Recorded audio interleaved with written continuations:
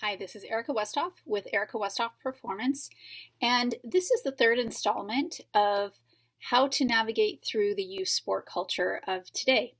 Installment number one, we talked about some of the issues around early specialization, and installment number two talked about some strategies for finding a suitable level of training for you. Installment number three that we're going to do right now, we're going to focus on how to find your fun. And this is a really important one, and here's why. Research tells us that nearly 75% of athletes will quit by the age of 13 because they're not having fun. It's that simple. It has to be fun. And we need to find balanced training environments. And by balanced training environments, I mean training environments that emphasize development, emphasize discipline, and emphasize fun. It's absolutely possible to have all three. Now, do we need to work hard in our sport? Absolutely. There's no way around that. Are we going to have challenges and get really frustrated sometimes? Absolutely. That's part of the journey. But can we do those and have fun?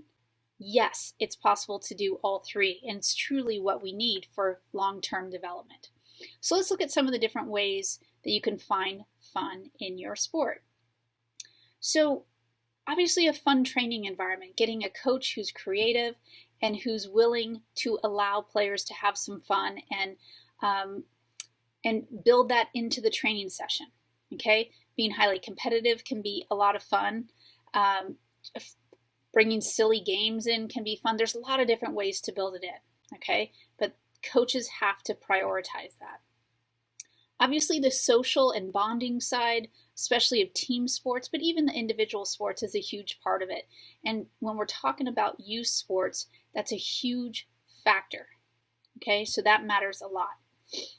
Improving skills. If you love what you're doing, if you love your sport, if you are passionate about what you're doing, then learning something new, mastering a new skill, being able to execute a new skill at game speed, that should feel like fun. Okay? And of course, winning. Winning is fun, but winning is not in our control. There's a lot of things that have to fall into place in order for us to win, and we're just not always in control. But of course, when it happens, enjoy it because it's fun. All right, also a note for coaches, and that is if you can build some fun training days in along with your tough training days, engagement will go up.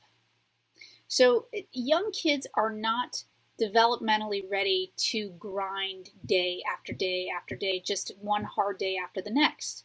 They need to have some fun and some light days as well.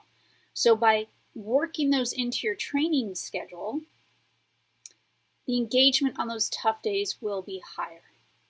And again, the goal for all of these, and go back to all three installments, I mentioned this each time, is to keep kids in the game longer. Okay? We want long-term development. That's how kids become the most skilled, the most fit, and also the most likely to stay fit for life. So that's installment number 3. If you haven't watched the first 2 yet, please go back and watch those as well. I hope you've enjoyed this. I'll see you back here soon.